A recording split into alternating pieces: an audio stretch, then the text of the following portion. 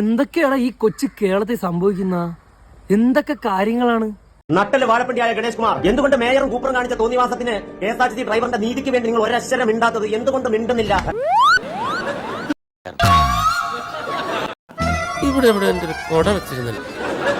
ഇതിലേക്ക് കടന്നപ്പോ കുറെ ന്യായങ്ങൾ വിളമ്പിയല്ലോ. ഇപ്പൊ എന്താ ന്യായങ്ങളൊന്നും വിളമ്പണ്ടേ?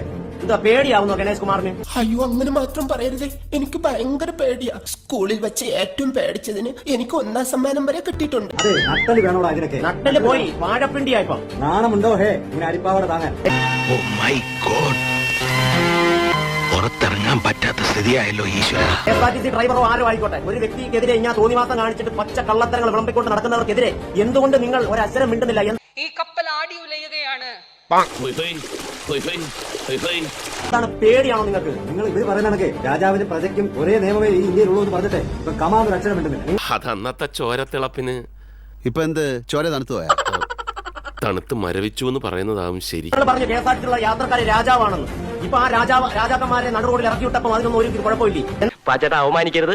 ഞാൻ നല്ലൊരു കുടുംബത്തിൽ പറഞ്ഞവനാണ്. നീ നല്ല കുടുംബത്തിൽ പറഞ്ഞു, ഞാൻ പിന്നെ മറ്റേ കുടുംബത്തിൽ പറഞ്ഞാണല്ലോ.